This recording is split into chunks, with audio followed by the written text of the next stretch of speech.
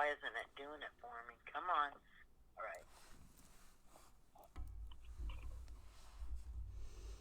right. And I believe it just went live.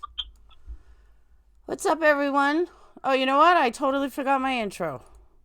All right. I messed that one up. And let me just, yep, that's muted. Hey, everyone. So I have Bobby was supposed to be here in person, and a huge transformer, well, not here in person, we were supposed to be live in person, and a huge transformer blew right in front of the house. So he is not live, but I mean, he's live, but we have to do the podcast again because of the transformer. And for everyone just joining, my name is Perplex QT. Tonight we are welcoming back the infamous Bobby Brown and Vicki White to discuss Mindy Lee's case, as well as a lot of the murders in Woodland Park, Colorado. So it's going to be pretty intense tonight. I do want to start when more people get here, so give it a few minutes. And so, Bobby, how you been since last time you were here? I'm doing good, thank you. And what about you, Vicki? I'm doing very good, very good. Good. Excited to be back again. Ah, thanks. So, Bobby, I've been doing some research, and we've got a lot to talk about. I'm like pretty dumbfounded that everything has gone down the way it's gone down, because it's just crazy. And there's no way that I believe that this was not a murder, especially with all the other missing people, murders. But before we even get into that, one thing I do want to ask you, that Jill Wells case, you have to come back and we have to talk about that one time, because I read that and I couldn't believe that they blamed it on a 6-year-old boy, and didn't even do any investigation. That blew my mind. 2 hours, a 2-hour investigation, and they closed it. But the insane thing is that, I mean, how they went all of as many years, and I'll let you ask whatever you want to ask. I'm not extremely well versed in that case because it's older, and I didn't really have anything to do with it. But of course, in my interest in all of these cases, I touch on everything, and it was just for how it was just totally passed off as it was an accident. That says it was an accident, so it was an accident. And I'll just tell you one thing, just kind of a little tease to, maybe get people's ears perked up a little bit. Bobby, excuse me 1 second. Can you get your volume up at all? I will. Is that any better? I think so. I hope so. Does it? Am I okay? Speak. Okay. She was a nurse in Colorado Springs. Jill was a nurse in Colorado Springs, and I think that as we speak about these cases, I think it's really interesting to see how many there's a lot of connections to nurses involved in this, and the victim in this. Obviously, she was a nurse at Penrose St. Francis, and she lived in Woodland Park. And how they could have ever gone for 6-7 years without wondering about whether or not there was any insurance policies involved. And 2 weeks before, I should probably maybe explain a little bit that supposedly the father, the husband, was they had gone target practicing, and his 6-year-old boy was, I believe, trying to cock the rifle, and supposedly it went off and regretfully struck her in the head and subsequently killed her. 2 weeks, or maybe a little bit more, it was a matter of weeks prior to that happening, though, her husband had purchased a little over $500,000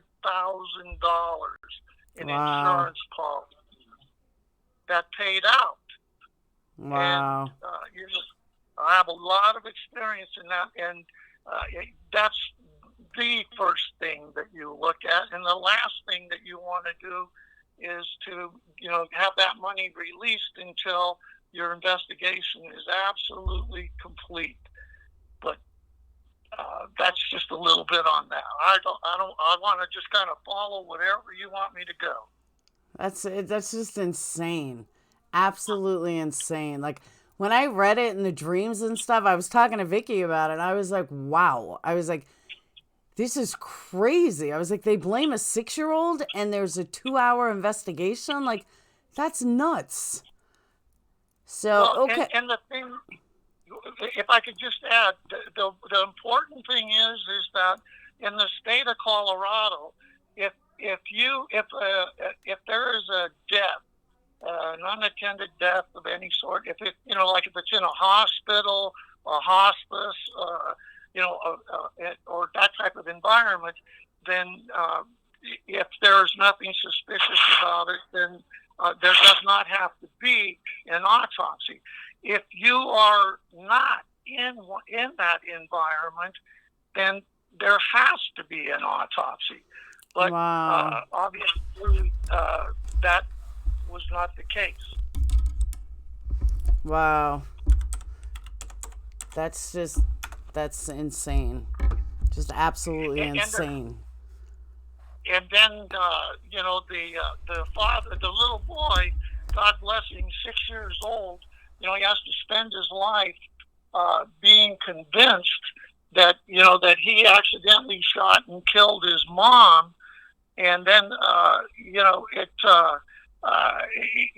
the whole thing is just really sad. And then before anything actually ever happened, her husband died of a allegedly methamphetamine overdose. Wow. Oh, so he's not alive anymore. No, ma'am. Wow. That's just so crazy. All right. So we have a lot to talk about other stuff. Okay. So, all right, I'm going to get right to it. I'm going to start with Mandy. I do not believe, I've done some research, I've done some digging. I absolutely do not believe that there wasn't foul play.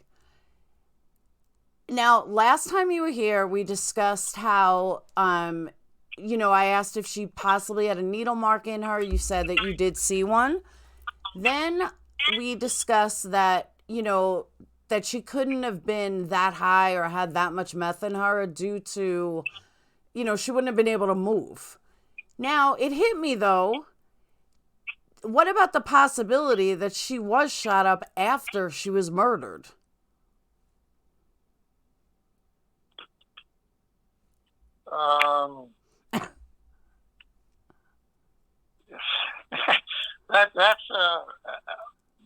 That's interesting. But just from my experience here, I'm just kind of just shooting from the hip here for a second, and I might have to alter it a little bit. But if once that she would have expired, then obviously the heart isn't pumping, and there's not blood that's going to that's going through the body, and the mark that and I did verify that it was definitely identified as being suspicious and most likely a needle mark Okay. that was in there, but there was only one that was found during the autopsy, and it was in her arm, in the elbow joint. See, that's what makes me believe, though, that she was shot up afterwards. Because if there was only one needle mark, you just can't have all of that meth shoot into you and you have no scratches on your feet. None of it makes sense. None of it. So then I started thinking, I'm like, you know what? Maybe she was shot up after she was almost murdered. Or maybe she was shot up after she was killed. And that's why there was so much in her, because she was already dead. Or maybe near death. So I think that the possibility of maybe near death is certainly a viable possibility. I don't think that it was after that she had died, but certainly as she was near death, and somebody may have thought she was dead. Okay. Now, the bag that was found inside her, that was empty? That had no drugs in it? It had traces of methamphetamine, allegedly. And one of the problems that and I'll be honest with you, I've done some more updating on Mindy's case, and the autopsy report that was performed. The coroner's office has adopted a brand new in the last almost 9 years. They've got new computer systems. They moved to a new building, and so there's it was kind of hit and miss, but I have done a lot of work as far as actually going over her autopsy, and I'm not afraid to say it that I did so with the he is now the coroner, and he was the assistant county coroner that performed the original autopsy on Mindy Lee. Okay. And it was going to be a 15-minute. I asked for 15 minutes because he's a very, very, very busy person. He didn't have to talk to me, and it turned into probably closer to 90 minutes. Okay. Now, did you do an independent? Someone asked last time, and I didn't know the answer. Did you do an independent coroner, or just the one that they used? When you say coroner, are you saying did we do an independent autopsy, or yes? Did we? No, we have not done an independent autopsy. Okay. Yet. Someone had just asked me last time, did he ever do an independent autopsy? I said, you know what? I don't remember, but I will definitely ask him. So I just remembered that. Was the bag broken? The one that was inside her, was it broken, or was it perfectly intact? Did they do fingerprints or anything? That's a very, very significant question, and the answer to it is that regretfully, the bag, that was one of the first questions back when I interviewed him, the same coroner, deputy coroner then, almost 9 years ago, and he did not. That was one of the first things I asked. Was it a possibility that she could have ingested a lethal dose of methamphetamine that was in the bag, and the bag had a leak in it, a hole went into her bloodstream, causing the lethal dose that was reportedly in her body. And unfortunately, he did not, and admittedly, that he did not test the baggie for any holes. He said he probably should have, not probably, he definitely should have put fluid in the bag to test if it in fact had a hole in it. And that was not done. The mark on the arm where the needle mark was should have probably been cut out and sent in for testing, and regretfully that was not done either. All right. Now, I know you probably can't say too much on this, so I'm going to word it as best as I can. For a town that's so small, can you tell me why the police department is so messed up? And, I mean, it's a tiny town. It should be easy. And I'm like almost dumbfounded at how much they miss. Like, this is standard criminology 101. Like, a young girl, 30-something years old, found dead with tons of drugs in her and a baggie inserted in her, and they don't bother to test the baggie? Like, it just doesn't make sense.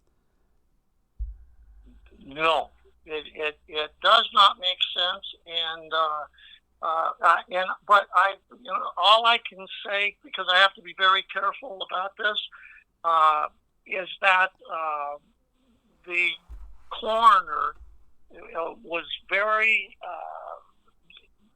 he was very much interested in everything that I had to say. He listened to everything, and he was, he certainly recalled Mindy's case, and I believe that he will cooperate with us, and that's been the biggest problem, ma'am, that we have had in this during these past 8.5 years, is the fact that we have gotten zero cooperation, obviously, from the Woodland Park Police Department, and but now, I think that I know that the coroner has listened to us. And I think that, that something may develop out of bringing a lot of this to light.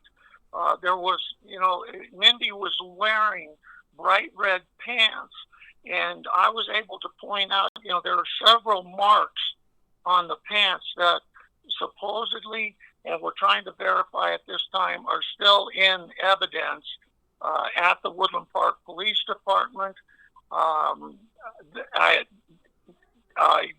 certain that they were never sent off for any DNA testing, and they had no reason to, because that they were totally and are still totally convinced that there's no foul play, and she died of hypothermia, and so there would be no reason for them to want to do DNA testing. Well, there's a lot of reason for us to want to. See, what I don't understand, though, is as a former police officer, you, not me, isn't that, like, if they don't do more testing, then how could they possibly know if there was foul play or not? That's what I don't get. Precisely. And how could you determine that, as you say, without doing the testing? Any time, nobody could deny that Mindy Lee is not a suspicious case. The way the whole thing unfolded, the allegations that came from the two people that she was with, for them to not think that, hey, we better investigate this completely. We need to investigate it as a homicide. Mm-hmm. It should have been investigated as a homicide, and it was a total mistake mistake to not do that. And I don't mind going on the record by saying that. Okay. And now speaking of that, Vicki brought up a really good point before about another technically murder, I guess. And as a former police officer, if I would love to know if you can answer this, because me and Vicki were like, I was like, wow, Vicki, that's a great point. So going to which one? Micah Lambert. She was the hiker on October 2nd of 2017. And Correct. she was found with a self-inflicted gunshot wound. The only thing they found was her skull. So, can you explain to me how you would determine that it was self-inflicted if all you have is a skull with a bullet hole in it? Exactly. That's what I'm saying, and that's what Vicki said, and I don't even see how that's possible. Like, how could you possibly know that was self-inflicted if the only thing you found was a skull? Like, that would be virtually impossible, correct? Correct. Okay. And something interesting right off the top was that her vehicle was found that she had left it near Divide, Colorado.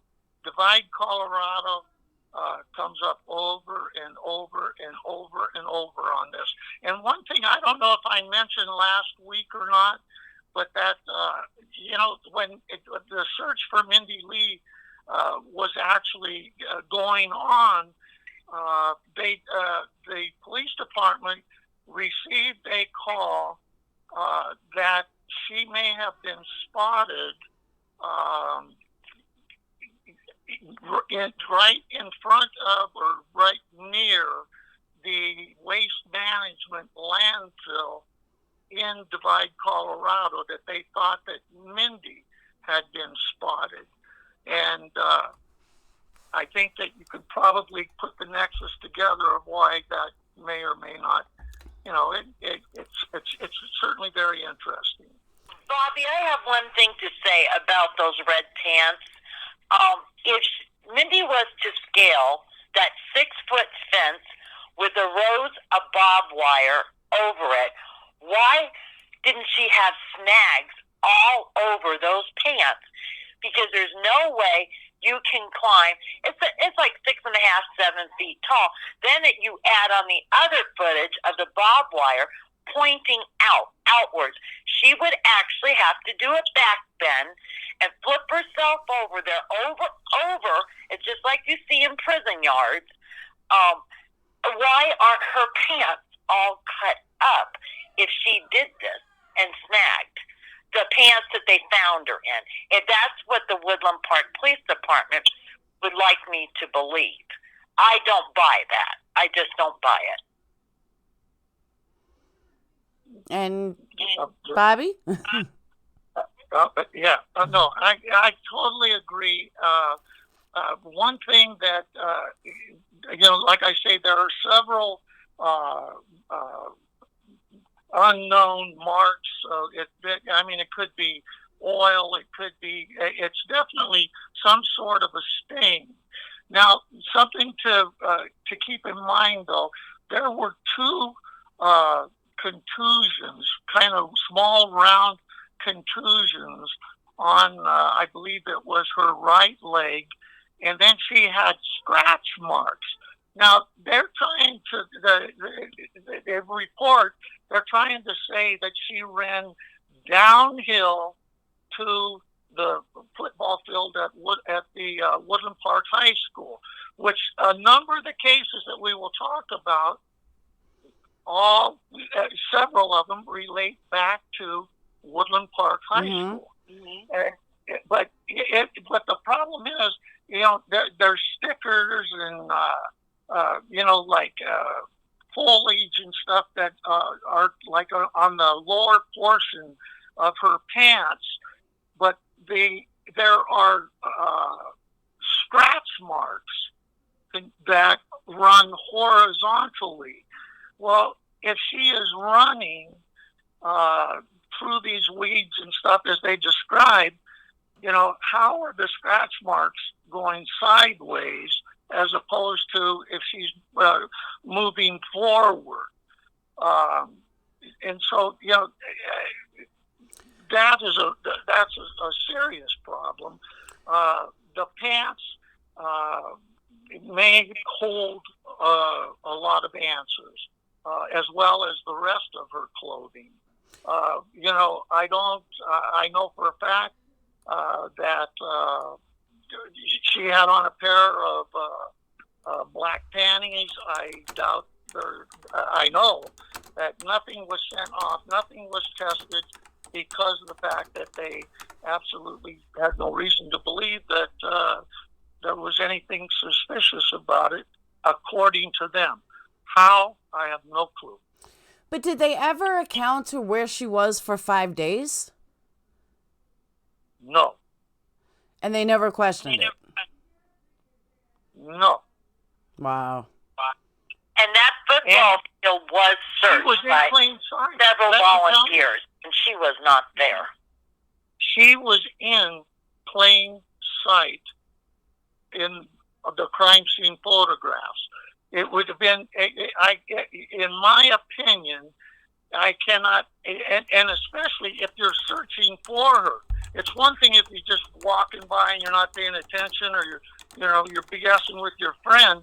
But when you're searching for a missing person on that football field, how in the hell you could not have spotted her? It's mind-boggling. It's in my opinion, it's impossible. I agree with that. Especially with red pants on the snow. They would stick out like a beacon. Right. I can't for the life of me understand, like, even if it was totally legit and she died of a standard drug overdose, where was she for 5 days? Like, to me, I'm not a cop, but to me, that automatically should have arrested Kim and Shannon to find out where she was. If they knew anything. If they didn't know anything, okay, fine. But the fact that they were never arrested, they were never brought in, it's just too weird. It just doesn't make sense. They should have been taken in and they should have been arrested and let them figure out, to talk later. It's weird to me. Right. Well, they were brought in. They were interviewed, and they were able to convince the detectives that they were honest, law-abiding citizens, and matter of fact, that they'd even scrapped the idea of doing a polygraph test. That's just crazy. Right.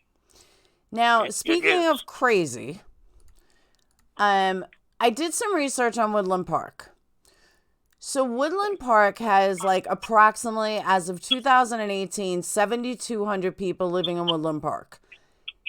2,919 of that are under the age of 18.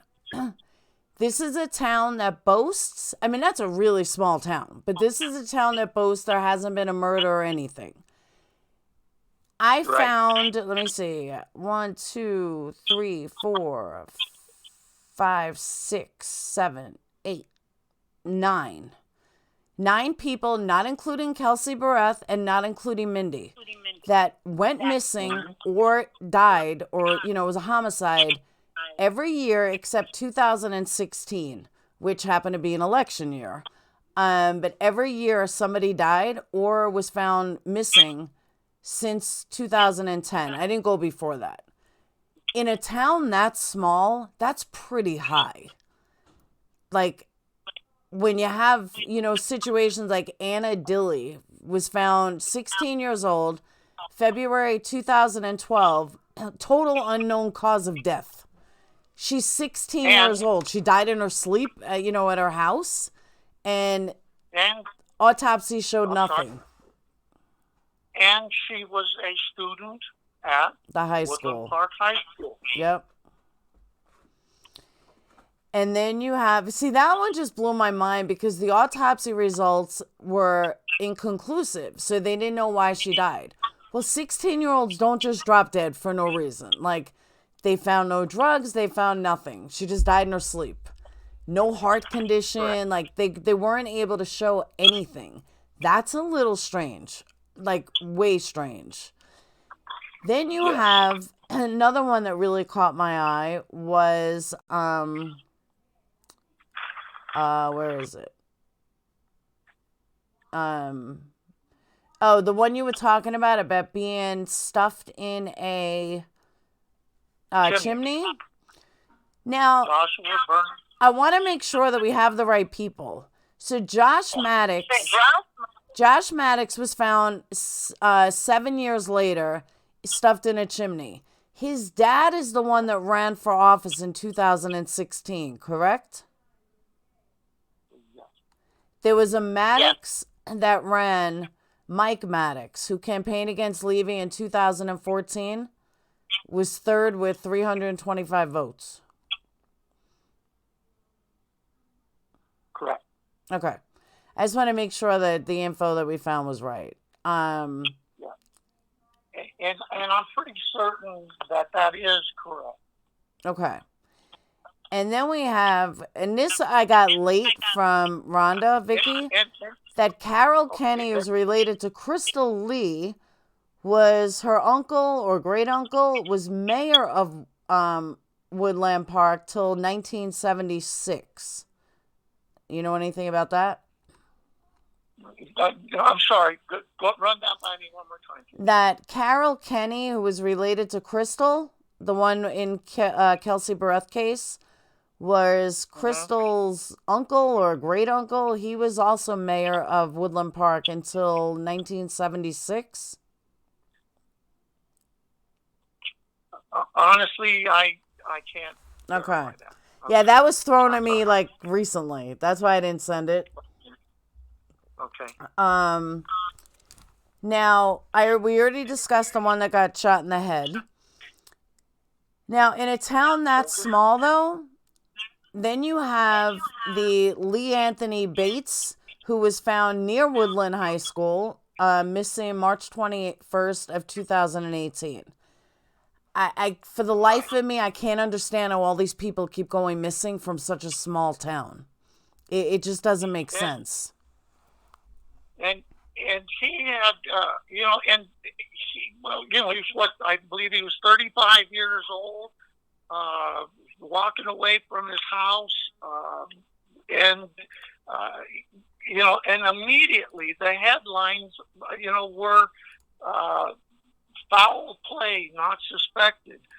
Well, you cannot, it's just mind-boggling for me how detectives, patrol officers, Patrol 101, that you find a 35-year-old man deceased, and it's just natural causes. He just fell over dead. Did they find him? This is the Lee Anthony Bates. He was actually 38. Did they ever find him? Yeah. Oh, they did? Because the article I'm reading was when he first went missing. 5'9", 190 pounds. I mean, it's not like somebody's going to grab him off the street. No. It just, I don't know. None of these make sense. Like, then you have the one that was stuffed in the cabinet, Joshua Maddox, for 7 years, which makes me... That's very interesting that I could tell you a little bit about that. That's very interesting. And it's what I don't understand, though, is that he died after getting stuck in the chimney of an abandoned cabin. Is there a reason why nobody looked in that cabin, or you would have never looked in that chimney? The cabin, he'd been missing since 2008. Okay. And Joshua was, I did a lot of work on just looking into Joshua, and because the story was so bizarre. I agree. And the person and the people that found him happened to be very, very good friends of mine. And what had happened is that they owned a cabin. They own a large construction company here in Colorado Springs. They remodel, all of downtown. I mean, they're very, they're a great company. And in any event, they owned property up in Cripple Creek, and this cabin was they had had that for, gosh, it had been in their family, I believe, for like 60 years. And in any event, they are very much into, construction and rebuilding and moving with the times in Cripple Creek with gambling and what have you. And they were going to tear the cabin down. Well, if we back up a little bit, before they decided that they were going to tear it down to make room to build new properties up there, they thought that there was a very foul odor in the cabin, and they rarely went there because it was just an abandoned old cabin, and so but they could keep smelling the smell. And they thought it was like from raccoons or just dead animals that had gotten into the cabin. So in order to stop that from happening, with their construction company, at the top of the chimney, they put a steel grate with very like 4-inch openings, so to make it hard for an animal to crawl down the chimney and die and what have you. Well, this is where this becomes interesting. So there was a grate there, and there was no way to get out of the chimney. According to the law enforcement, to the police department up there, what had happened is that they said that apparently that Joshua climbed into the chimney and was trying to get into the cabin. Well, he did not have to climb in. Number one, he could not have gotten into the chimney because of the fact that when they had put the grate over the top of the chimney, Joshua was already inside the chimney. And the problem is that Joshua's feet were over his head. Well, he didn't get up on top of this cabin and decide to go head first inside of this chimney. I agree. That he couldn't get out of. So, that, and the really mind-boggling part is he was 2 blocks from his house. So, I mean, he's 2 blocks away, and alleged, he might have been trying to get in the cabin to get warm, to get in out of the elements, whatever. He only lived 2 blocks from that cabin.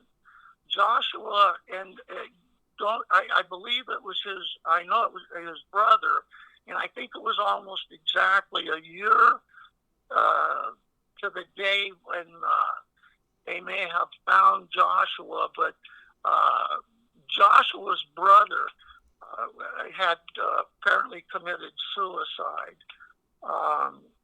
Joshua was known to be a good student. He was really into music. He had, I think, like 10 or 13 guitars. Nobody said, none of the friends, anybody thought that he had, any issues with school or any problems. But yet he was inside this chimney for between 7 and 8 years. He was the gentleman that owned the cabin. I've interviewed him, obviously, and he is more than willing to talk to us. When he was first contacted by law enforcement, when it was his company, his construction company, that actually discovered the body in the chimney when they started tearing the cabin down.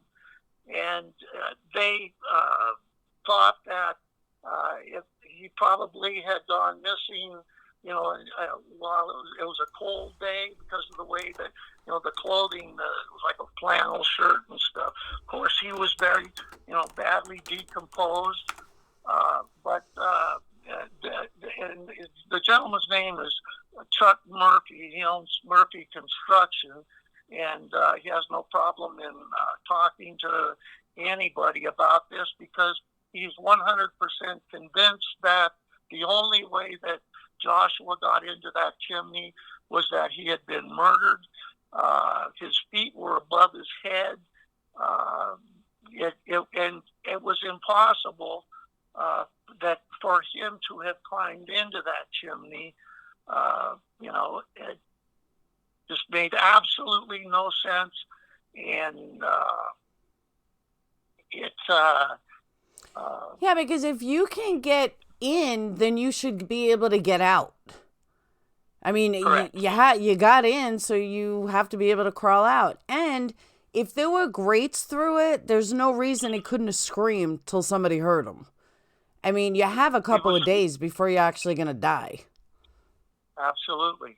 And I also add he was a student at Woodland Park High School, and his brother had passed away a year before Joshua went missing.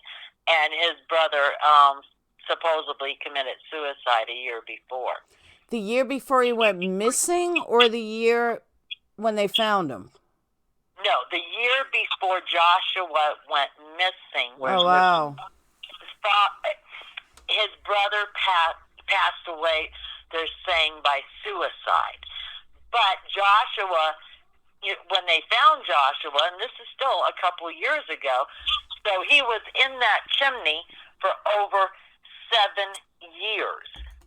And if Joshua wanted to get in that house on the outside was loosely boarded up, the windows were, he wouldn't have chose to climb up on top of the cabin and try to get caught in a chimney trying to get in there. I agree. He could have got in through a window or a door. And the other thing is that some of his clothing that was identified as belonging to him was found inside the cabin near the fireplace that was completely blocked off. So if he had been in there and taken off a coat or whatever, he knew that there would be no. Why would he go to get on the roof and try and climb into to get into the cabin if he had already been in the cabin? And he certainly didn't through the chimney. And they found him because they were gonna break down the cabin, right? They were tearing it down. That's the only way they found him. They were to build houses. Wow. That cabin is right behind the Woodland Park High School. That cabin, if you are standing on that ground, you can look down on the football field at the Woodland Park High School. Wow. So now here's another thing. Speaking of suicides, looking at Mindy's best friend, Rebecca, plus this one that they say was a self-inflicted gunshot wound to the head, even though they only found a head. I did some research on that as well. And 73% of all women would never kill themselves by a gunshot or any kind of firearm. So that leaves 36%. I have a really, really hard time believing that 2 in such a small town would be part of that 36%. I'm sorry. And in a town like Woodland Park, it's supposed to be safe and everything. I would never go there. I would. It seems really dangerous.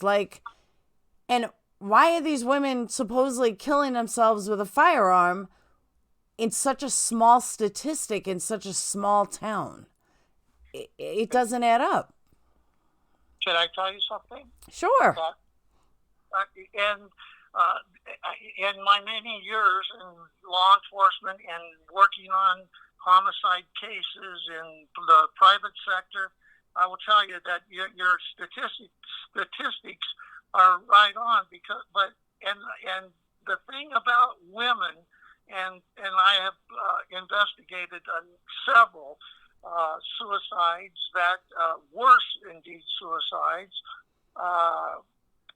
involving women, and I have had where they have actually put a shower curtain. One lady, she put a shower curtain on the floor. She did shoot herself in the head with a .22 Derringer, a very small weapon. But before she did, she put a shower curtain on the floor. She actually stuck her head over a trash can in the bathroom, because it's something about not wanting to make a mess, and a lot of women, especially are not familiar with weapons a lot, and there's a fear of it. But of the homicides that I've investigated, I could count on one hand.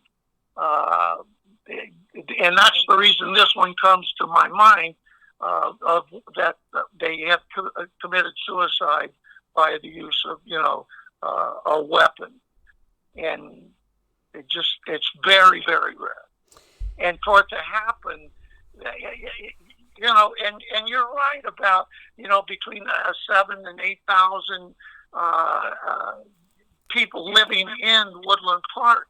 It's a small town. It's a beautiful town. It's a tourist town on the way to Cripple Creek for the gamblers, the skiers, and it's just it's a gorgeous town. But when you start, and when we have the ability to look at all of these, and we're just glossing over these. And how do they, there's I draw a big circle, and there's very few that will come outside of the circle. And I think that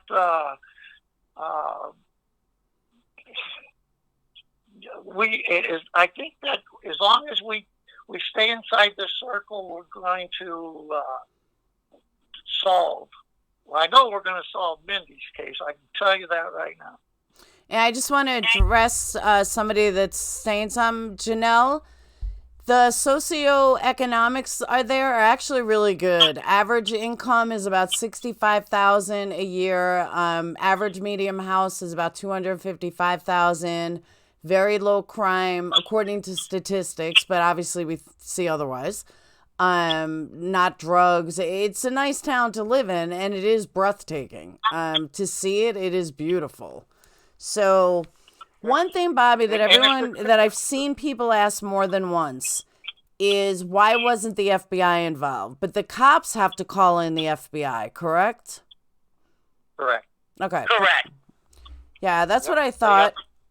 And I just want to double check. I reached out to FBI. I did, as Mindy's mother. I reached out to them, and they said they could not help me because the Woodland Park Police Department has to invite them. Yep. That's how it works in this area. And they weren't invited by the Woodland Park Police Department. And then I reached out to the Woodland Park Police Department, and they did not invite anybody to really look at Mindy's case.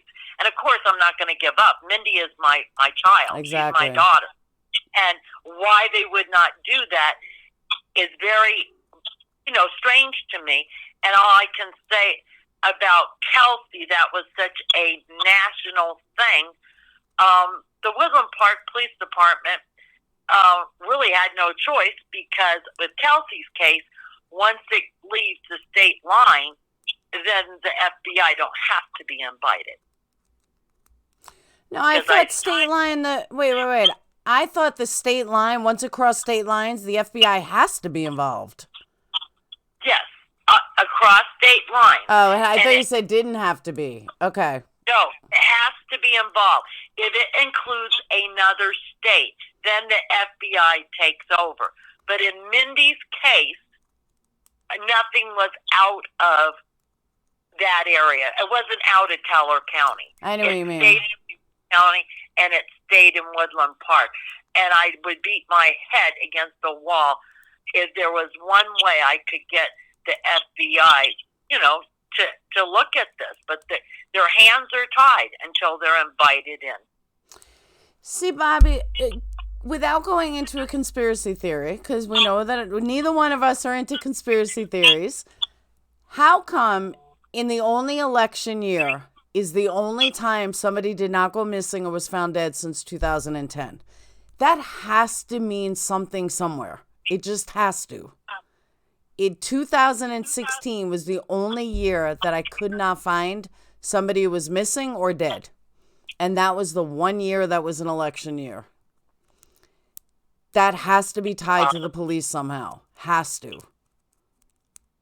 Well, there's obviously there's a lot of, in every one of these cases, including Mindy's case, there are, unfortunately, there are politics that are involved, and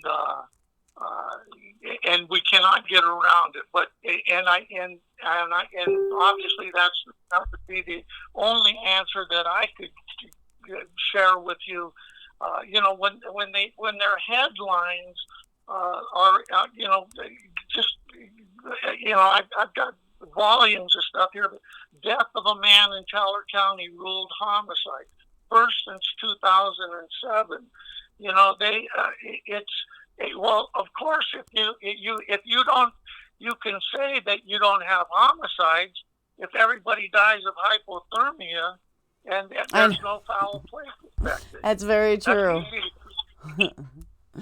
And we all know not everyone died of hypothermia.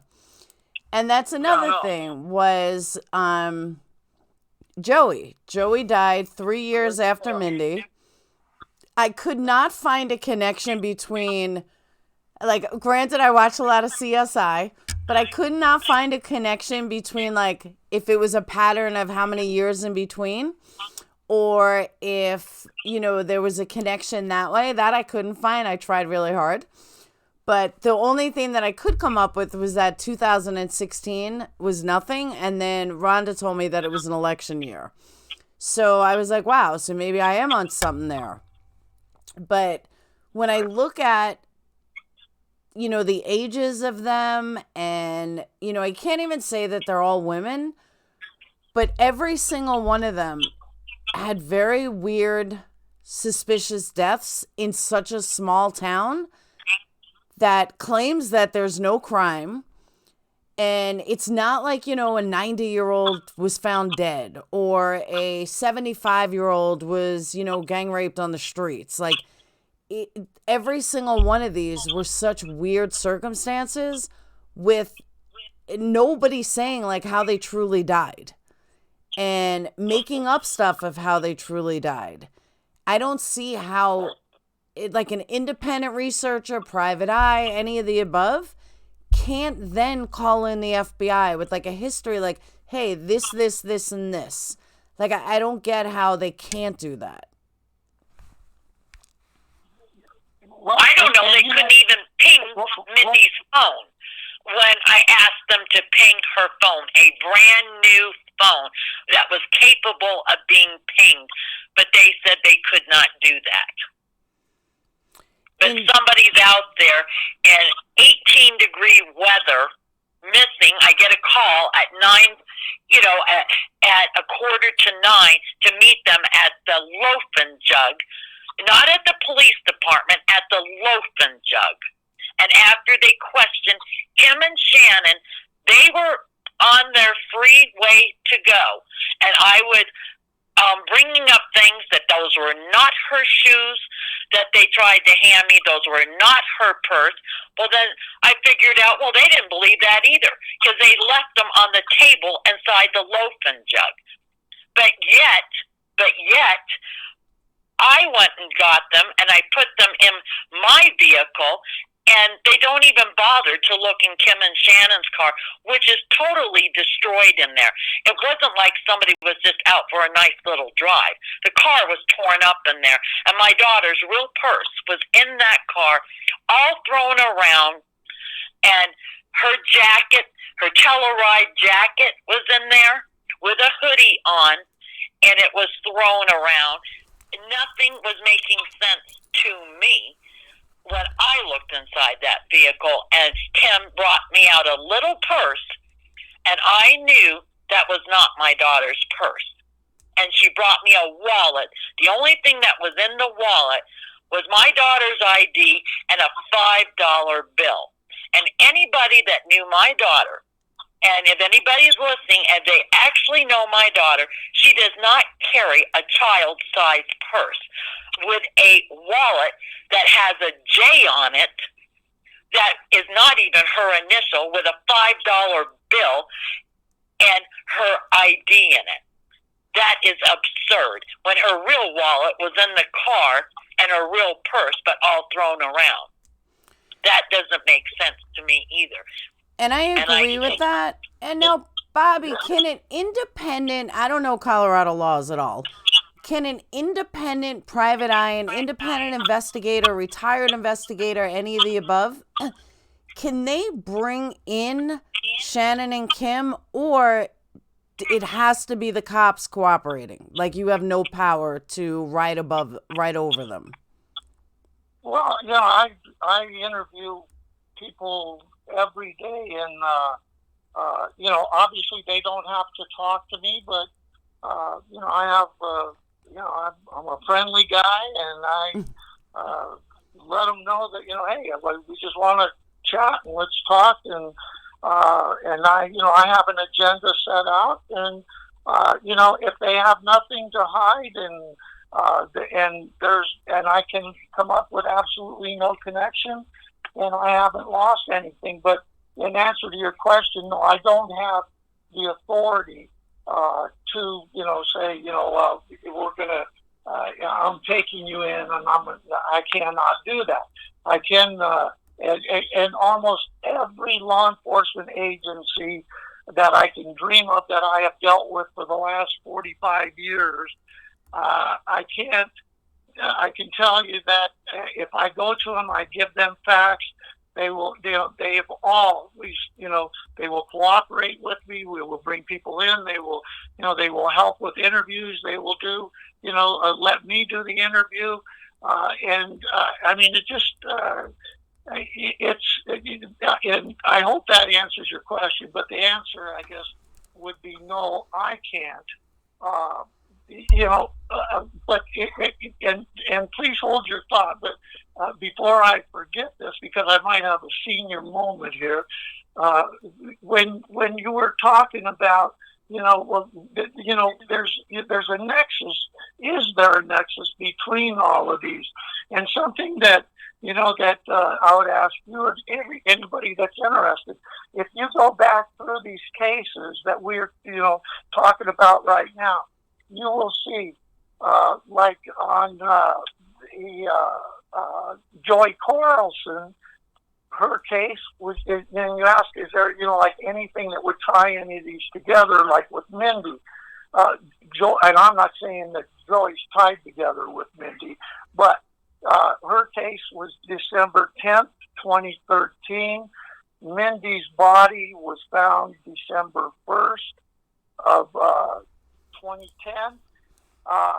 So, and then as you go through the winter months, and we had two that happened, Mindy and the most recent case that Woodland Park, the FBI and CBI is dealing with, both happened on Thanksgiving. And is that strange? It's strange to me. It's strange to me that none of these cases can get solved. And is there something about, the time of year that why that that there's such a closeness in within weeks to a couple of months between so many of these. What would be the connection to that? Why and like you said, we are certainly not you nor I are conspiracy theorists, Mm-hmm. but is it possible that there is somebody that it keeps getting thrown out there? Is there a serial killer on the loose in Woodland Park? The last thing in the world is I've got tons of friends that live up in Woodland, and like I say, it's a gorgeous place, and the last thing I want them to think with their kids and families that they need to, hire, build walls around their homes because of a possible serial killer. But why, or what is the explanation for law enforcement to immediately be able to determine that there's no foul play suspected? These people, and we're not talking that these are people that walk away from a damn old folks home. I got to be careful now because I'm no youngster, but they walk away and they fall down a hill. And what we're talking, young girls, women in their 20s, 30s, teenagers, healthy people, 35-year-old man. It's insane how we can take the mean population of Woodland Park, and we have all of this crime but we're not talking just gambling or car theft. We're talking people that are deceased, and then ask yourself, and believe me, we could do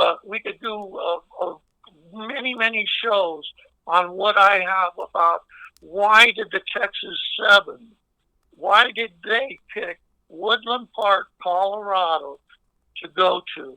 And they were living, they were being seen, they were around the community. And why did they pick Woodland Park, Colorado? Why did the commune that had 19 people, only blocks from the Woodland Park Police Department, why did they pick, after murdering in North Carolina, did they pick to pack up and move to Woodland Park, Colorado? And a tiny town, no less. You're right. In a tiny town where you stand out like exactly. a sore thumb. That's a good point. Now, I want to ask you, because she wrote it and I didn't want to forget it. Sandra in the chat had wrote that, people, and it's very good, excellent point, that people around holidays, like people with mental illness or people get depressed or things happen, and whether it be Valentine's Day or Christmas or St. Patty's Day, every single one of these happen around a holiday. And I thought it was a really interesting point. Now, you can I don't know of the other people that went missing, but I got that phone call from my daughter saying, Mom, and they grabbed the phone from her. Those were the last words out of my daughter's mouth, was Mom. And they took that phone from her, and I never heard from her again. And that is why there is something wrong. She wasn't depressed up there. She was happy-go-lucky. She had a decent job. Both her and Joey were educated. Joey was a paralegal, for God's sakes, and my daughter was an accountant. And so I'm saying it is just outrageous that you can't just believe always this is foul play. And the one thing that really bothered me was years later, because I had to put my daughter's belongings in storage after they found her body. I had her things in storage, and lo and behold, the angels were with me that day. Some Aw. young guy was there helping to put his stuff in storage because he was moving. And he asked me where I was moving to, and I said, no, it's my daughter's belongings. And we started talking, and I told him who I was. And he said, oh, my gosh, I remember the day the police came to where Shannon worked, and they got some of Mindy's belongings out of his vehicle, and they took them. And then I called the police department, and they were there taking things out of Shannon's car, where his car was worked, because he worked as a mover, that belonged to my daughter. They described the shoes. The kid described the shoes. They were my daughter's shoes, her real shoes. And I'm going, this is crazy. So when I went to the Woodland Park Police Department, they don't have any record of collecting these items. And there's no reason that this man would lie. So he said that Shannon worked, because I asked him, some other questions, that he worked for this moving company. So I went to that moving company and I asked them, did police ever come out here to collect items out of Shannon's car? And yes, they did. And the same moving company Shannon worked for, 2 weeks after my daughter's body was found, him and Kim left the state of Colorado. Wow. They have the right to go on vacation, but they went to Kansas. And I asked his employer, do you know where they went in Kansas? And it's not up to him to ask them where they're going, if they're asking for time off. But they left, and they were gone for about 2 weeks. And I guess it's not against the law, but I just think it's very odd. Kim claimed to be such her wonderful friend. Why wasn't she out at any of those search parties? She never came to one, because the search went on for 5 days to find my daughter's body. And she was never at one search party to say, let me help you, let me go through everything that happened that night when your daughter jumped out of our vehicle. That's what I'm saying. No, I don't know how they were never arrested. I mean, I said this last time you were on, and I'll say it again. Considering they were not doctors and lawyers, it just, I can't figure out what's up with Woodland Park Police. Like, to me, just being, looking at it from the outside, it's common sense 101 to arrest them. Like, I don't see why they wouldn't arrest them, ask questions later. And it is police 101 that obviously, you would go to the people that she was last seen with. And I mean, there's no doubt that's who she was last seen with, according to them. We don't know, because we have to go by what they say, and I certainly don't believe anything that either one of them said. I agree. And if I could, and I hate to just jump around, but I wanted to tell you that, on Joey Carlson, where she was found. She was found in broad daylight in the morning, in like 10:30. I can't remember the exact time, but I mentioned last week, I believe, that she had on like pantyhose and a bra. Yep. In the middle of the winter. In the middle of the winter on December 10th, and the headline: coroner, woman found dead in Woodland Park, died of hypothermia. And immediately that she was found in a driveway, in a home, in Woodland Park. She died of hypothermia, and there is no evidence of foul play in the death of Miss Joy Michelle Carlson.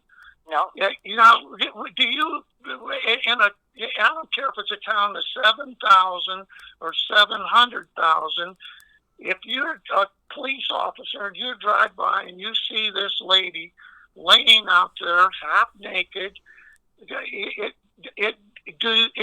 that immediately reason to say there's nothing suspicious, there's no foul play? I know. If that's your in Colorado, on a cold, Thanksgiving morning or a December morning, yes, she wouldn't even go out to get her mail in stockings. Like I don't, absolutely. I can't even comprehend. Like even if she ran out to her car, it's cold enough she would have clothes on. I didn't understand that either. It's just so weird. To believe that that there is no foul play is just, why would you? How could you have that mindset? If that's the mindset you have as a cop, then maybe you should go work at Denny's and make hamburgers or something, because that certainly is not the mindset of a police officer, in my opinion. I agree. And it seems that it's not just one cop there either. It's like a lot of different cops in Woodland Park. And, you said so. I don't want to lose this. I don't want to forget this. And you said something earlier that I wonder why you said it. So I have to question you on it. You made a comment about how if you have nothing to hide. But I was always taught in school, in education, and from my brother who's a cop, never ever say a word. You never tell anybody. I don't care if you're innocent as can be, you never say a word. Because you don't know if somebody's going to plan something. You don't know if they're setting you up. You don't know if, they're going to put a twist on your words. You say nothing, ever, even if you're completely innocent. And I've heard other cops say otherwise. And you happen to say, well, if you have nothing to hide. But I was always taught you don't do that. You keep your mouth shut no matter what. And I should probably correct that because and simply because of the fact that when somebody is arrested, and believe me, I've arrested a lot of people, and it's a common thing for a police officer to tell the person that's arrested, hey, listen, if you will come clean with me on this investigation on the death of Joy or whatever, I will put in a really good word to the DA that you cooperated. And when they are read, everybody is once they are in custody, they are going to be questioned. That's when they have to be advised of their Miranda warning. A lot of people will say, oh God, I didn't get advised. Well, if they don't ask any questions, they don't have to advise you of the Miranda warning. But, any lawyer will tell everybody, do not talk to the police. And, even if they don't have something to hide because they're afraid that, it could get turned around and that it could come back to haunt them. Yep. But I have been, and, it's just a matter of, it's a difficult situation that a lot of times that you will find that people that are totally innocent, they will try to, I don't know. It's a difficult situation for me to try to explain to you. But are they smart to talk to the police officer? No. Okay. Are they smart to talk to Bobby Brown? Yes. Absolutely. 100%. Well, I have a question to put out there. Kim and Shannon, they lived in Judith's home, which is Kim's mother's home. And when I went there the next day to ask for my daughter's keys, because my daughter's keys were up at Kim and Shannon and Judith's home. And I knocked on the door, and I'm telling you right now, if your daughter lived in your home and her boyfriend, and something crazy happened to your friend, that she leaped out of a car, and all this commotion's going on, and the police had to be called, and da-da-da-da. I had to go to the loafing jug to meet the police, not to the police department, but to a loafing jug, with people coming in and out of that convenience store. I was just going to say, loafing jug is a bar or a convenience store? It's a convenience store. Okay. To meet at a loafing jug. So when I knocked on Judah's store, which I had never been there, I got directions. I knocked on her door. I said, I'm here to get Mindy's car, and I need her keys, because Tim and Shannon had her car keys to her car. But she was not in that car at the loafing jug when Tim and Shannon met the police. They were in their mother's big suburban SUV, a burgundy color one. And Jay, my husband, was with me at the time, and I said, I need to get Mindy's keys. Now, she goes down there. She acts so surprised because she doesn't know what I'm talking about. And she said, okay. And I said, she brings me up the keys because they pass them up to her mother. The mother hands me the keys, and she doesn't know what is going on. And I would think when they came home back from the police department, they would say, you're never going to believe what happened to Mindy. She leaped out of the car, but this mother is clueless, and she's a retired RN, Tim's mother. And I'm thinking to myself, you have somebody that comes up to visit you Thanksgiving night, her car is in your driveway, this woman is missing, and your daughter doesn't share this with you, what happened to their house guest? No, I agree. Crazy. That part is crazy. And to me, that I just can't even fathom, I can't even register that. And that's when my husband said to Judith, do you mind if we look in your Suburban? And she did give my husband the keys, and her 14-year-old daughter at the time was there. Yeah. And they it up, and that's when we found her purse all thrown around, her jacket in there, and something was not right. I knew it right then and there. The red flags went off. Something is very, very wrong. And when I finally got the police reports, the police called me at 9:45 to meet them at the Loafing Jug. And now, there is a person out there, and if they leaped out of a car, and they even wanted to believe Tim and Shannon, okay? But the search, when they ended the search, was at 10:54. And that's when they ended the search that night, because they were looking around the area, looking at, the other little businesses that are up there. There's a couple bars and grills in Woodland Park. It's a beautiful little community, but they looked around there. But they called the search off when it's freezing outside, and even if they wanted to believe Tim and Shannon, you would think they would still have flashlights. They would go, to any restaurant, wherever, to see if that's where my daughter was. But none of it made any sense. And then my husband and I looked at each other, and because the Woodland Park did not, you know how they'll put somebody missing on the bottom of your screen, somebody missing. They didn't do that. They didn't announce Mindy was missing.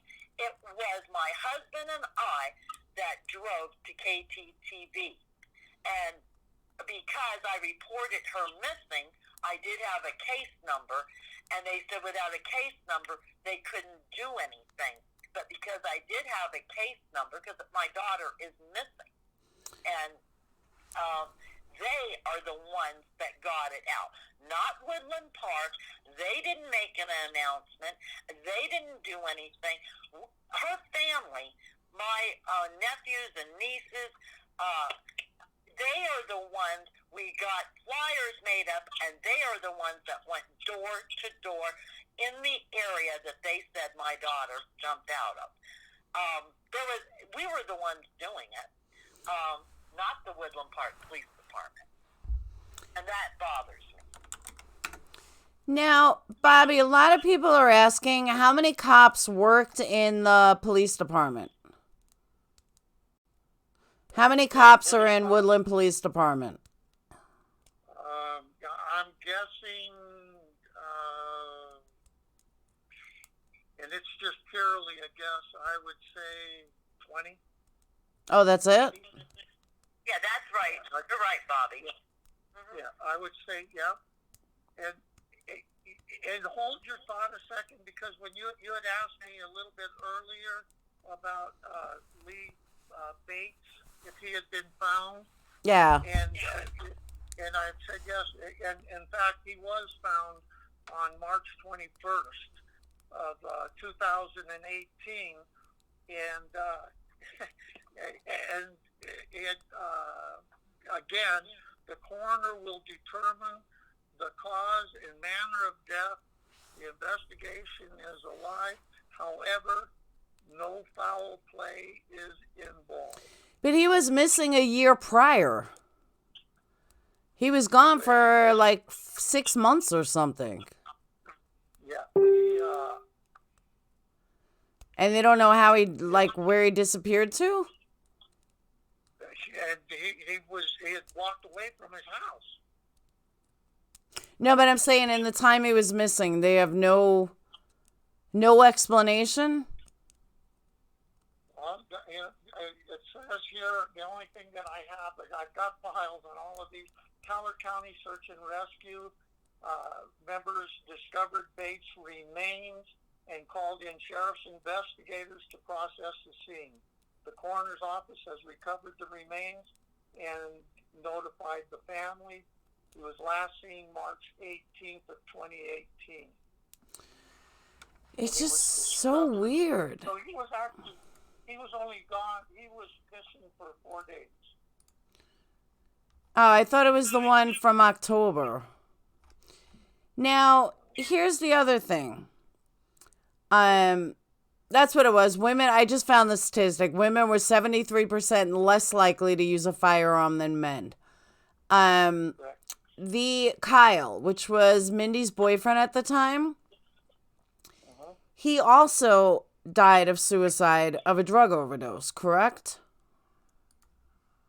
That is correct, but it was a few years after Mindy. Yes, that is 4 correct. years. And her girlfriend also died. She's the one that died with a gunshot to her head. Yes. But the reason I was asking about Kyle is it at all possible that Kyle knew what was going on or knew what happened and just couldn't handle it and took his own life? Or maybe Kyle knew something and didn't, you know what I mean? Is that at all a possibility? Kyle was there from day one, because he was not with Mindy when she went up there. And he was down in Manitou Springs. And after I got the first call at 8:45 that night, and I also took her youngest daughter back down, and that I took her back, not her older one at the time was 14. I went and got Kyle, and Kyle was with me 24/7 till we found her body. He was at every search party and everything. And it did bother Kyle that Mindy died. He did try to handle it, move on, but it affected him, it affected him badly. It did. And Kyle was in and out of my life, and especially around the holiday times, because it was bad for all of us. And even when he went to Idaho, where he's from, that he went there, he'd always come back. And then he did come back right before he passed away and was living in Manitou Springs. And he had, I had seen him a couple days before, and supposedly they're saying that he took his own life, but he was supposed to meet a couple there, and it was only the woman that showed up, not a couple. And his circumstances are still a little sketchy on what happened to him. And that's what they said from a witness, that it was a woman that showed up, and they found him dead in a motel room, which I don't know why he would have a motel room when he had his own home to stay in Manitou, and they found him dead. Yeah. But I think in that, and certainly not to get away from what, Vicki and Kyle were very, very close, but realistically, I believe that, during the day, during Thanksgiving Day itself, Kyle was, he was doing his own thing, correct, Mindy? Or no, he had seen Mindy earlier in the morning at our house, and then he was staying with his friends that he hung out with, and she was going to go up to visit Kim and Shannon. He did not like them. He told Mindy to stay away from them. That they're just bad characters, and that but we had no actual proof. But after Mindy went missing, I mean, all they had to do was punch in their information, and they had criminal records. But, Bobby, let me ask you this. One, I want to say, Vicki, you've heard me and Sarah say this before, but a lot of people are chatting it as well. Your incredible strength.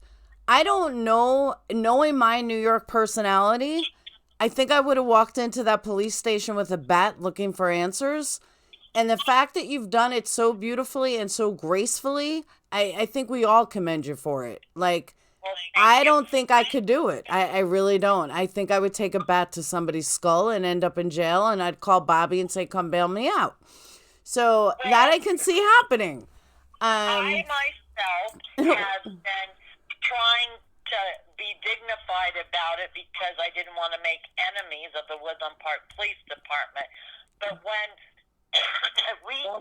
what Vicki wants and what she's saying is that obviously she was she's at their mercy as I have been. Hey, I don't want these people mad at us. We need to. We've got to solve this case. They have the evidence. They have this. They have that. The last thing you want is them mad at you. Well, the problem is that from the top down, there's like 1-2 people that still are at the Woodland Park Police Department. Everybody else is gone. And that's true. There's only 2 of them left. But what was most upsetting to me, when I asked if we could bring a dog handler up there with his dog, and he has done many other searches looking for cadavers, missing people in the state of Colorado. And he was going to go up there. He has different commands that they give the dog, one for missing, one, when somebody's deceased. And so I had asked if it was possible if we could have the last things on that Mindy was found on, because they still have them, but yet if they closed her case, they should actually release them to me. Mm-hmm. And so when you have a DA, and I do have this in writing with her letterhead on it, and with her letterhead, her signature on this, telling the lead person over, the detectives now, instructing them that they don't have to give me anything. And she is the DA for up there in Teller County, Debbie Pearson. And I have her letterhead where she sent to the Woodland Park Police Department saying, You don't have to give her access. You do not have to give her copies. But that is your call. But she was advising them. So we had the search set up for this dog handler to come. And we drive up there. He drives like 3 hours from where he lives to do this search. And we're told 10 minutes before, that is not possible today. And that is the truth. That is exactly what happened to us. And we left. When I got back home, this Detective McDaniels left me a lovely message on my machine saying if they were very sorry that they had to cancel today, but if I was going to bring up and do this again, I needed to get permission in writing for any properties, private properties or crossing any boundaries. Well, how would we know where the dog is going to track and have it in writing? How would I know that? So that is when I really started getting vocal, because I thought everything that we tried to do, they put a block wall up, and they don't let us do it.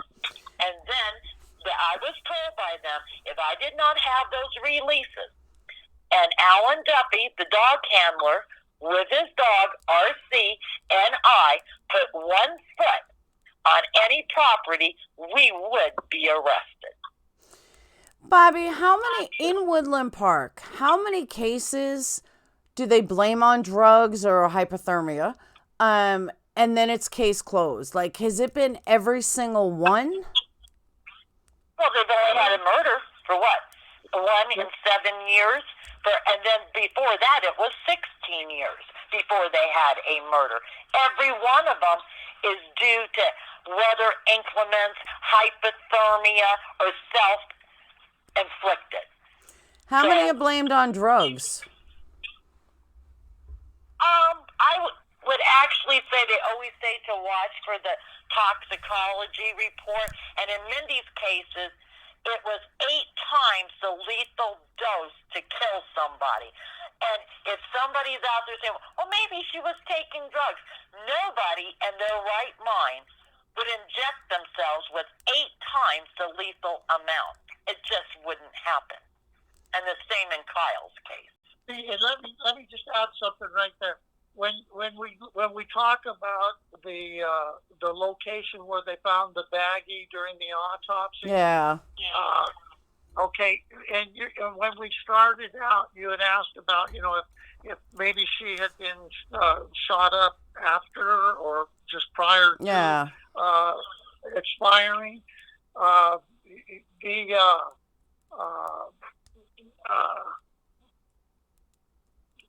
God, I've got 3 different things I was going to talk to you about. Shoot. I'll get it in a second. I'll get it. Carol, someone just said in chat, she made a really good point that meth heads are not going to waste that much meth. And she's right, they're not. No, this is a possible theory that I have. You got very, very low. If in fact that Mindy was aware that they shot her up, maybe she wanted to. Who knows? I mean, we're not saying that Mindy was an angel and that she didn't say, "Well, I'll try this" or whatever. But maybe she tried. She just an example. I'm not saying this happened. I know what you mean. She said, let me try this, and she hated needles, but maybe the effect was horrible. Just whatever little small amount, say they might have put in, and it was horrible, and then she was able to find the little baggie of dope, and that maybe she thought, damn, I don't want any of that crap in my system, and she hid it inside of where they found it. That obviously. I wasn't there, but that somehow it got there, and who put it there? Well, I have a good idea. If you want my 2 cents, if a police officer comes up to you and say, the amount of drugs that Mindy had on her. And I said, really? She had a bunch of drugs on her? I looked at the evidence sheet, and there were no drugs entered into evidence. And I said, the only way you could know if she had drugs on her if you're the one that put it inside of her. Wow. I mean, how would you know that? It was a public record.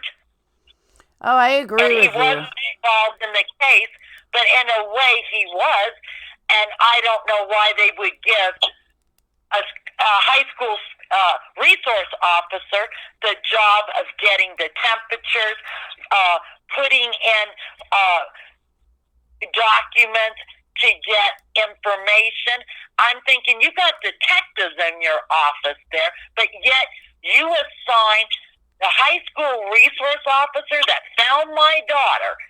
He is doing all this legal work, taking paperwork to the judge, entering evidence. I mean, that's bizarre to me.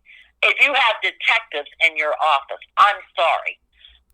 The resource officer, yes, they are an officer, but they're a resource officer. They're usually there to counsel kids, stop fighting, look for drugs in lockers or alcohol bringing to school.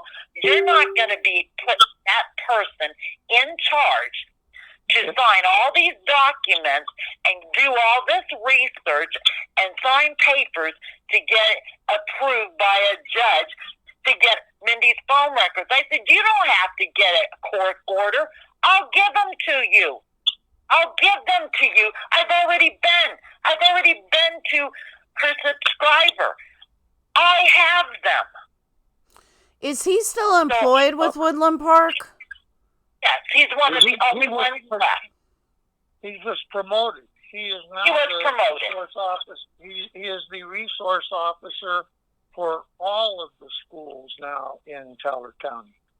And he's also in charge of DARE. DARE. So, I know what DARE is. I know what DARE is. The other one that is left. Could I explain something to you real quick about on the Micah Lambert case? Sure. Yeah, because Vicki had brought up about Duffy, the dog handler, and bloodhounds. You know, she had been missing for a year, I believe, and in that time, right after she had gone missing, Duffy went up to the area where where they had found her vehicle, and where they thought that she might have, last been. And the dog that he had, and I'm not sure which dog it was, but he might have had them both, RC and ML. But in any event, he found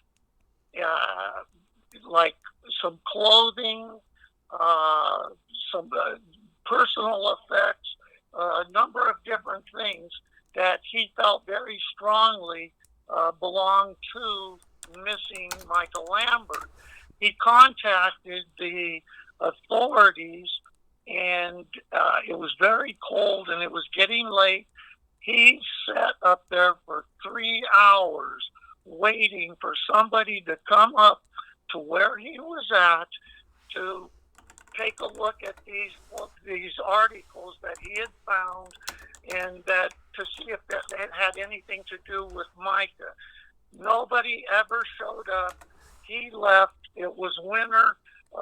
That time went on. Then when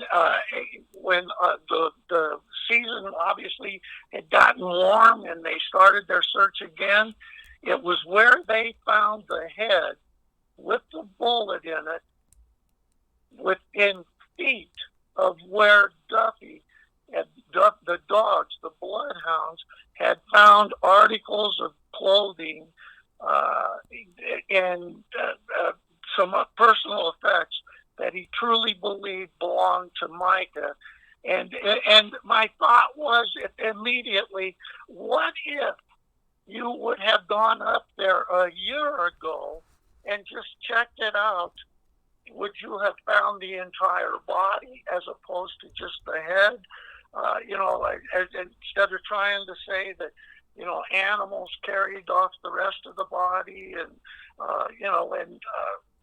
so all that was left was the head. But the problem, a year had gone by that was wasted on that, when at that time, who knows if she was dead? It's so. I don't know. I keep going back to, I give Vicki so much credit because I don't think I could be this calm. Now, are any of the other families constantly questioning stuff?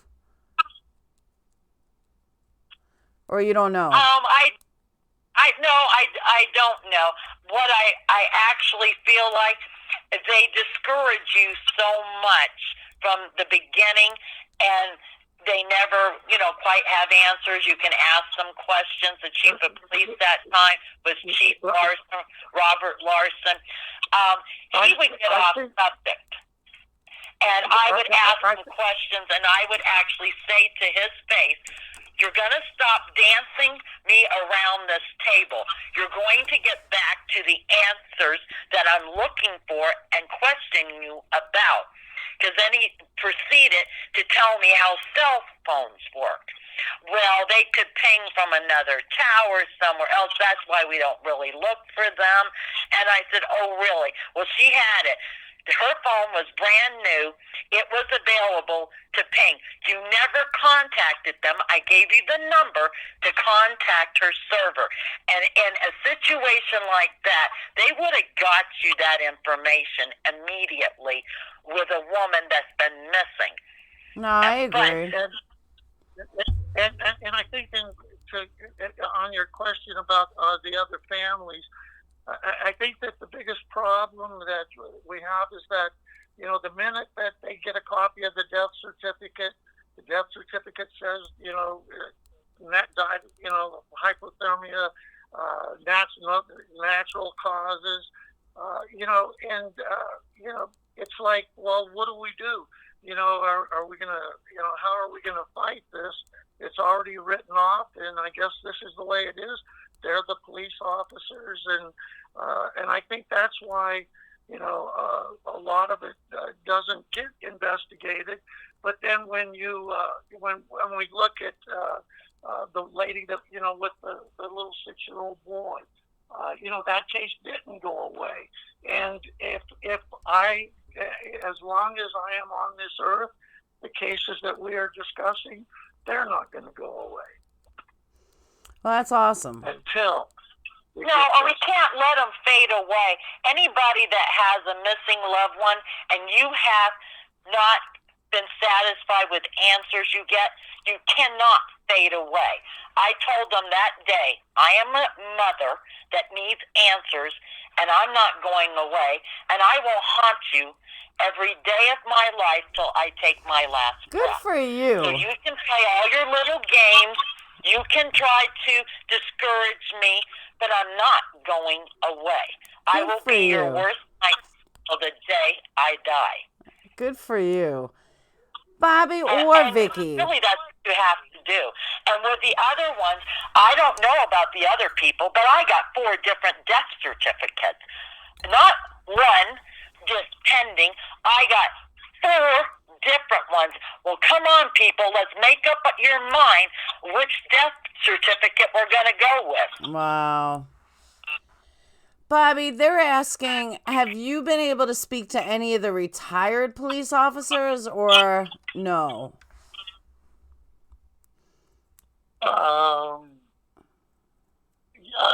In the very beginning, yes. There's a couple of them that refuse to talk now. And basically what they want to, it's a situation with Mindy Lee that, hey, the case is closed. And I'll be honest with you, that is the case that,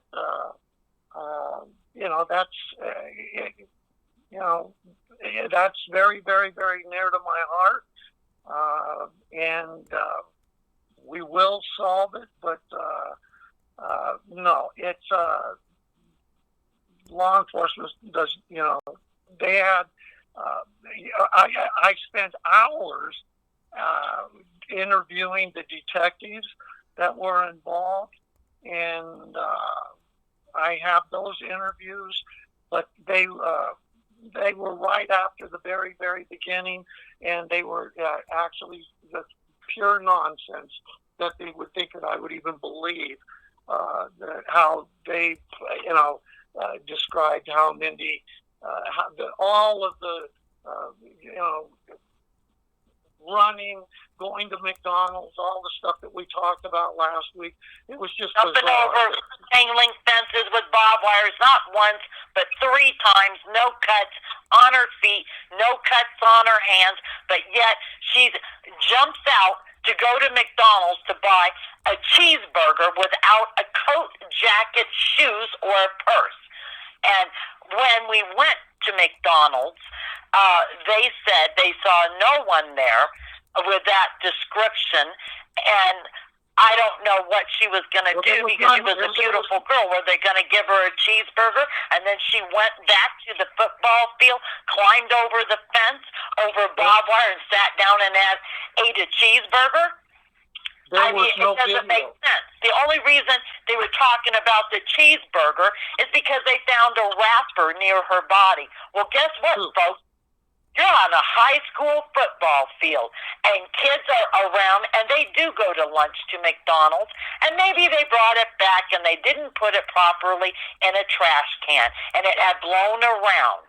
So, yes, it wouldn't be unusual to see a cheeseburger wrapper there, but that was their big thing. They were going to look into that cheese wrapper, where it came from.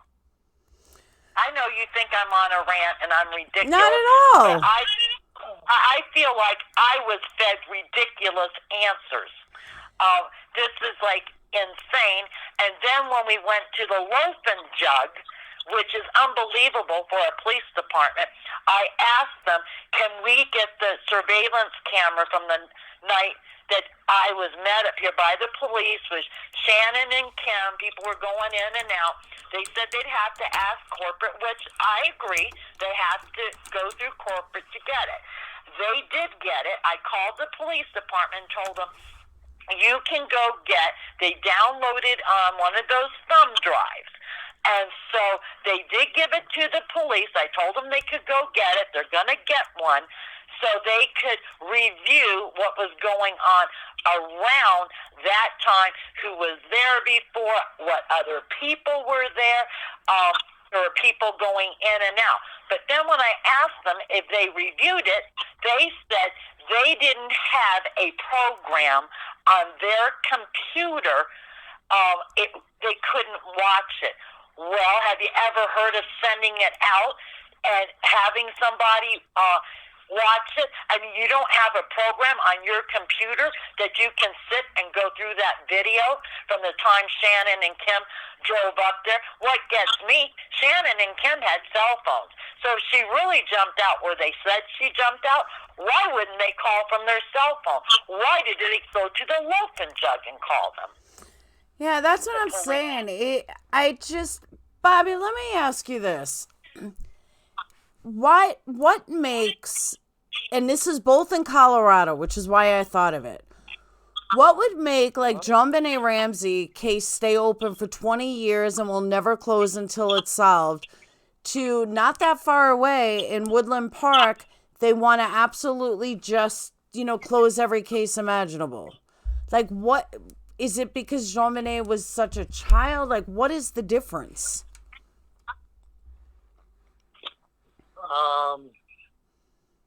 When it comes to the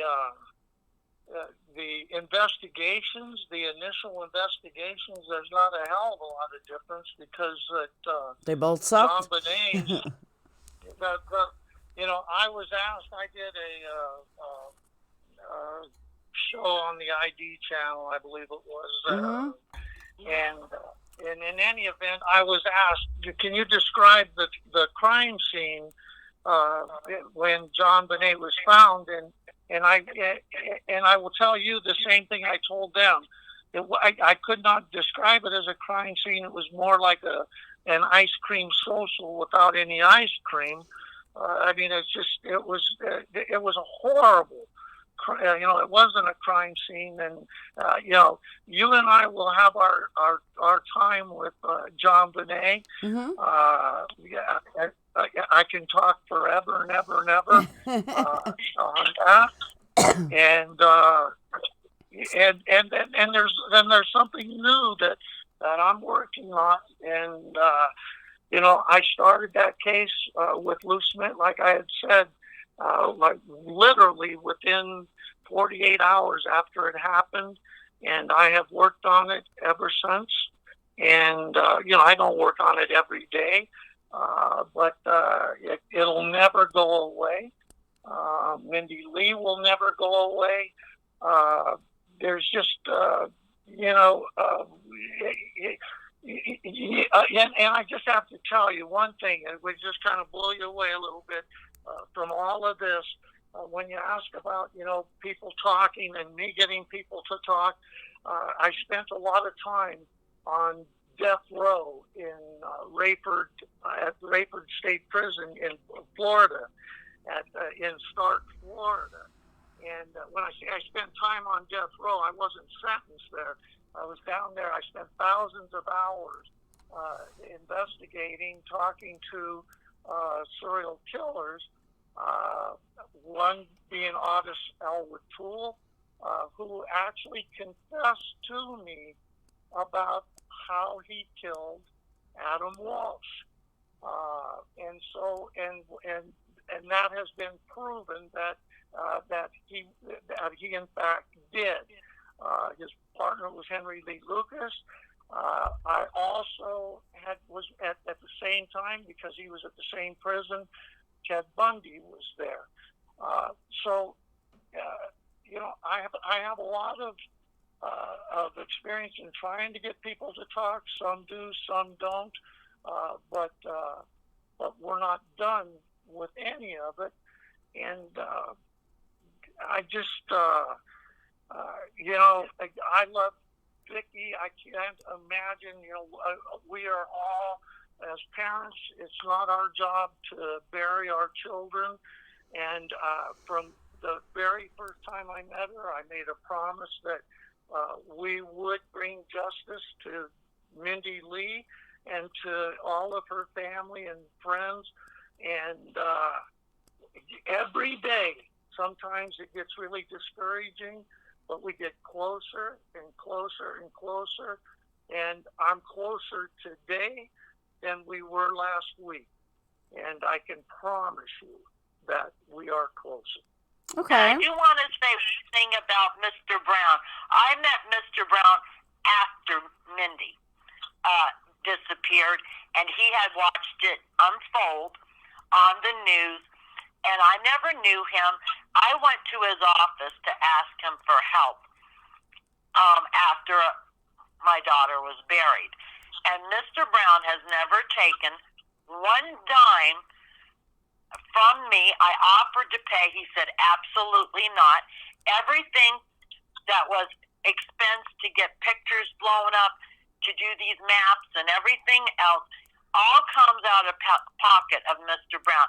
And he also owns a business, so he has to run that business too with his staff. But we always keep in touch daily.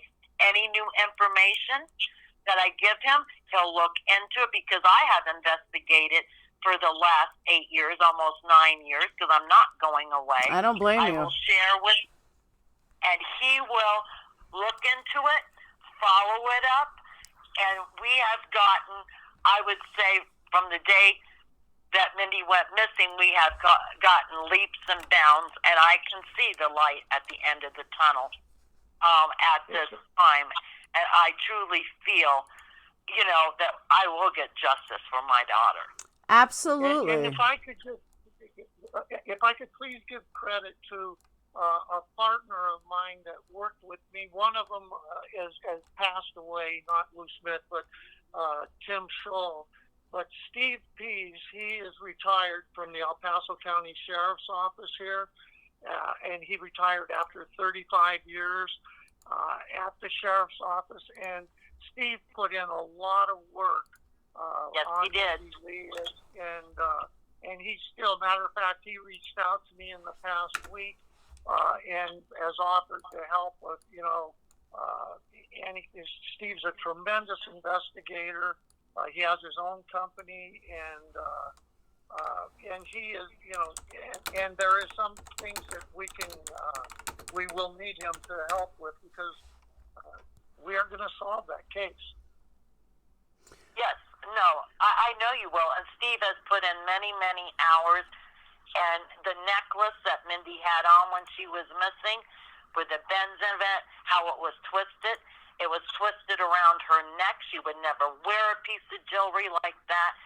That was Wait, can I, and something that, because it's really important about, it was only, it was like 5 days, less than a week after that Mindy had, that they had found Mindy, and the Woodland Park Police Department, and I won't say what the officer's name was, but they had called, and Vicki did not go up, but they wanted to release all of the jewelry that Mindy had on when she was found, and it was only in their evidence locker for, I think, 4 or 5 days, and they released it. Vicki did not want to go up there to get it, and my sister-in-law did. Her sister-in-law did. So we could bury Mindy with her favorite jewelry. Wait, Vicki. What is going to blow your mind is that when they gave her the jewelry, she was given instructions by the Woodland Park Police Department to take all that jewelry and soak it in bleach, because that Mindy had been dead for a few days, and you never know what there could be in that. That's the biggest bunch of BS I have ever heard in my entire life. What about DNA? What about, and you can look at this necklace. Mindy would not have worn this. I don't even think she could have put it on the way that this necklace was turned around her, as if it was tightened around her neck. And gold is very malleable, and it stretches. And it was literally twisted around her neck. But yet they did not keep it as evidence, and they literally instructed them to soak it in bleach. And I did. That's so crazy. It's just insane. Like, and by the way, someone asked, did anyone else besides the resource officer have keys to the gate to the football field? Yes. The sheriff, the police department. Any chance that it could have been any of them? The school.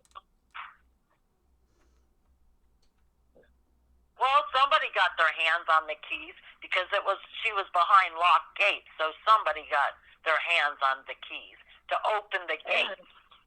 And they were asked, and when I did one of the interviews at the Woodland Park Police Department, and I asked one of the lead detective, about the gate being locked and the chain and stuff, well, how, if Vicki didn't climb over a fence and couldn't climb over a fence, how did she get inside the football field?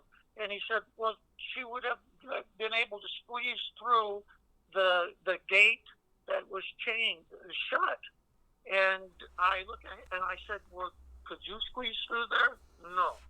Mindy she weighed more, or probably as much as this gentleman. And so she did not squeeze through there. There were tire tracks that were in the snow. There were no impressions taken. There were footprints that nobody could explain to me whose footprints they were, why there were no casts taken. it's been very discouraging because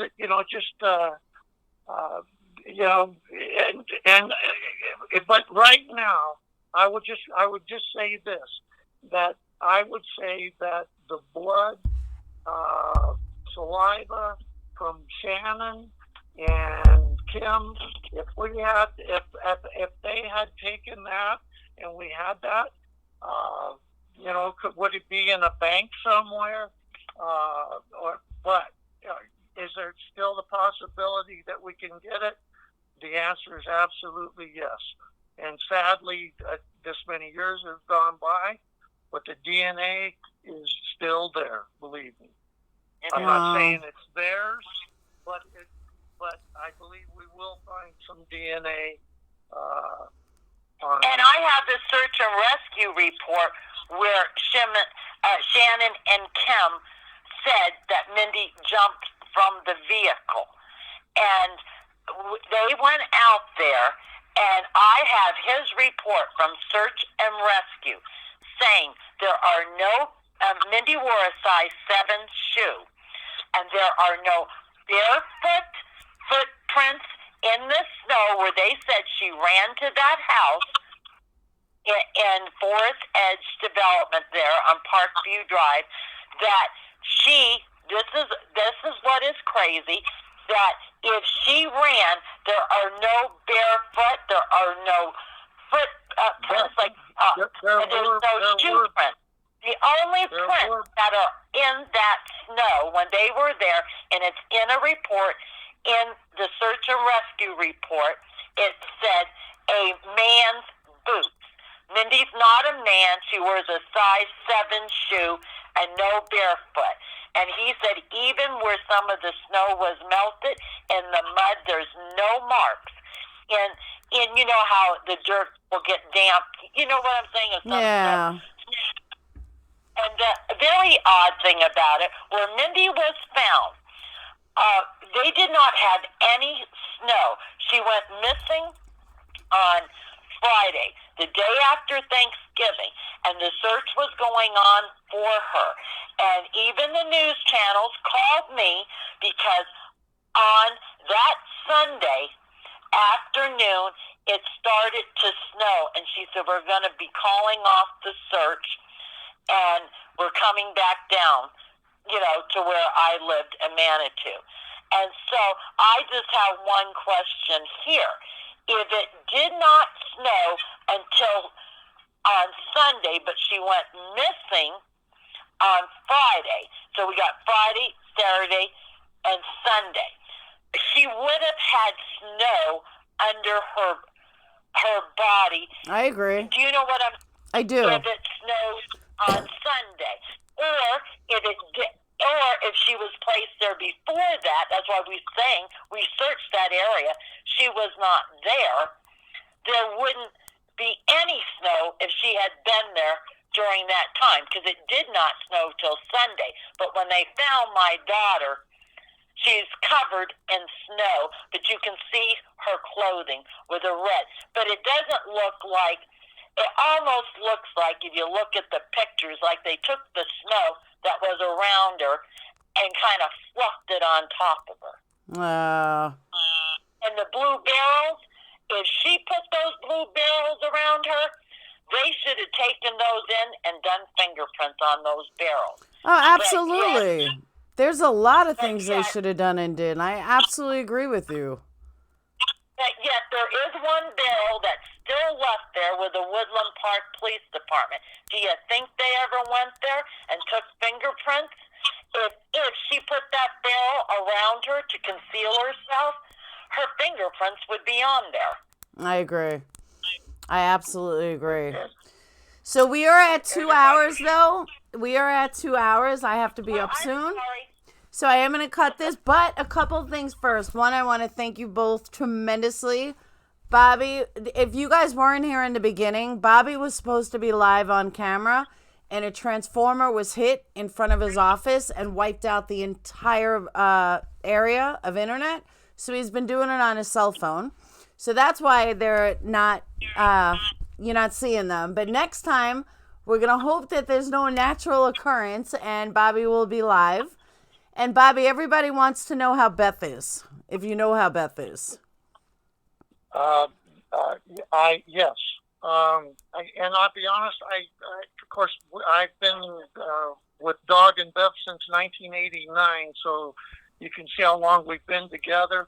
And I don't ever release any kind of, updates on her medical unless they have, it's all right and they have said something about it. But Beth is, she's a fighter.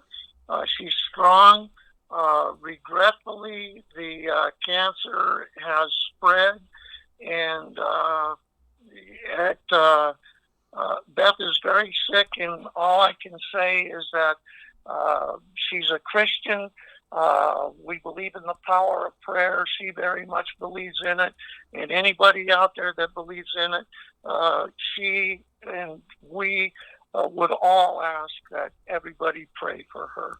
Okay. And for God. Yes. Absolutely. And Vicki, Well, thank you, Laura. and finally, everybody wants to know if there's anything they can do to help with Mindy. Or Bobby. I mean, that goes for both of you. The only thing I keep saying, because I'm watching some of the stuff coming up, a lot of them wanted to know where they could reach me. I am listed on Facebook, and you can reach me there. I'm under Vicki White, and I do have a Facebook page, or you can contact Laura here and Sarah, and they can put you in to one of the groups, maybe. I don't know. They're asking how to email Absolutely. And do you guys want to close out with anything? Any of audience have any last minute questions? We went longer than last time this time. I apologize. We're sorry. No, it's not a matter of sorry. That's a good thing. And I thank you so much, Laura, for doing this for me. Oh, absolutely. Absolutely. Anytime, Vicki. I would have you guys on once a week if you guys want. I don't have a problem with that. I'm trying to, I don't know. I'm thinking about doing a show myself to help mothers of missing and murdered children. There you go. I will do it. Because of the fact there's so many out there. I'm not alone. I don't stand alone. Absolutely. After this happened to me, there's hundreds of people still looking for their loved ones, and they don't know different avenues to go and to give them resources where to go if they're not getting their answers. I'd like to be able to help them because I don't think you should ever give up. You just don't, and there's a lot of people that have walked in my shoes, and I'm one of the lucky ones. I will say that. At least I got to lay my daughter to rest. Absolutely, and we can set that up next week if you want. I have no problem with that at all. I think it would be a great show. Thank you. You're welcome. Yep. It's all right, so I'm going to close this out. I love you both. I want to thank you both for coming again. I will be in touch with both of you over the next day or two. Bobby will set something up for JonBenet Ramsey. And Vicki, I will speak to you, or Sarah will get in touch with you, and we'll set up that show for next week. And God bless you all. Really. You too. Thank you. Absolutely. Thank you And for again, having me. thank you both. And I will speak to you guys soon. Have a wonderful night. And again, thank you guys so much for sharing the story. Thank you so much. Absolutely. Bye-bye.